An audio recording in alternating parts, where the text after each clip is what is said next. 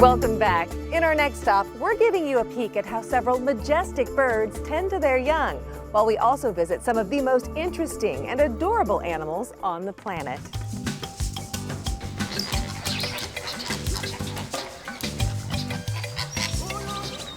This time of year, we have flamingos with chicks. We have pink-backed pelicans raising their young. We have cormorants also raising young. It seems that no matter where you turn, there is some animal, a bird, a mammal, or such, that are taking care of their young. Both the male-female participate in incubation during the egg cycle, and then brooding and feeding the chicks during the rearing phase. A rookery is where birds gather to nest. And so here in the village, about 20 feet from one of our sidewalks, is a rookery of pink-backed pelicans and white-breasted cormorants.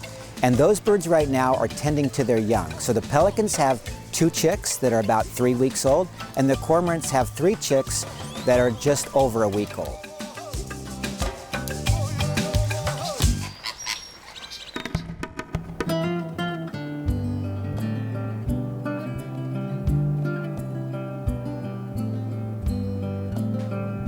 Well, today we were weighing our newest addition in the primate department. It's Foddy. She is our newest aye, which is a really cool species, extremely rare.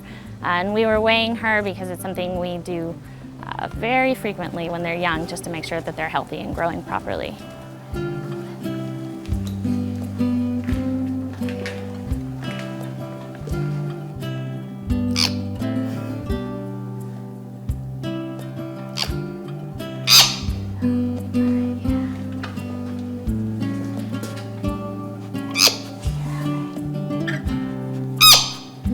She's maintained really good weight gain. She started at 104 grams on September 8th when she was born, and today she's up to 256 grams.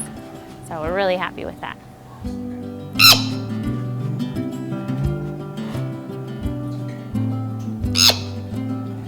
Foddy is the first aye baby ever born at the San Diego Zoo, and actually her parents, Styx and Narina, are the first adult ayes to ever be here at the zoo. So we're really happy to have them.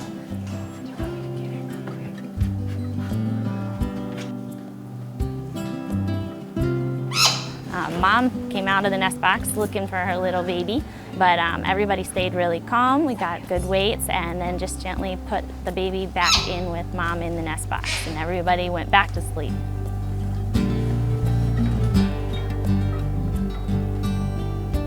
I think aye are adorable. They do take a little bit of warming up too, but they have great personalities, big bright eyes that you can look into and really wonder what they're thinking.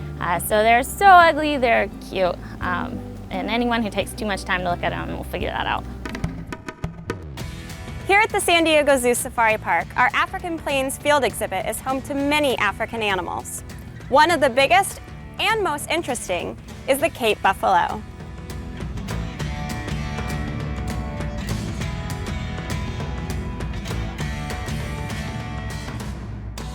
The Safari Park is home to 2 Cape buffalo herds, a group of males and females in the South Africa exhibit,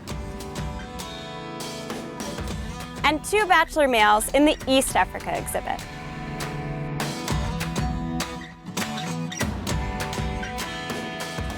Why do you think these animals are called Cape buffalo? Do they wear capes?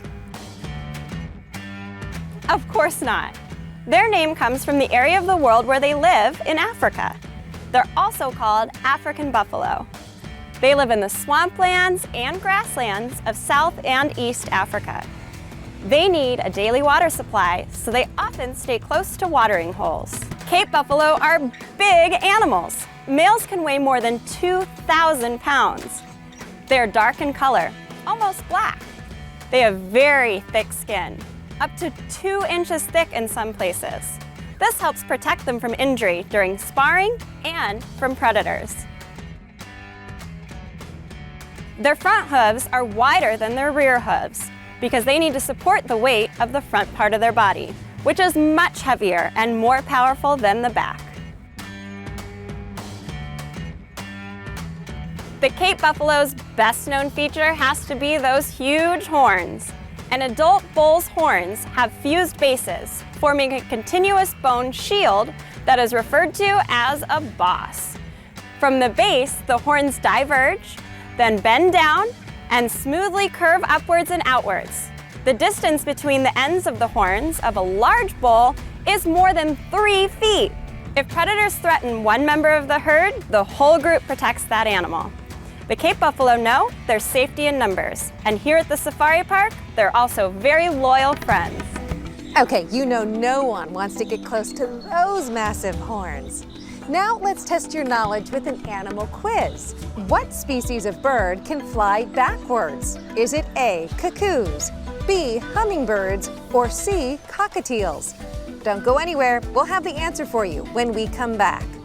Plus, our exploration continues as we give you a peek at completely different species living together in harmony.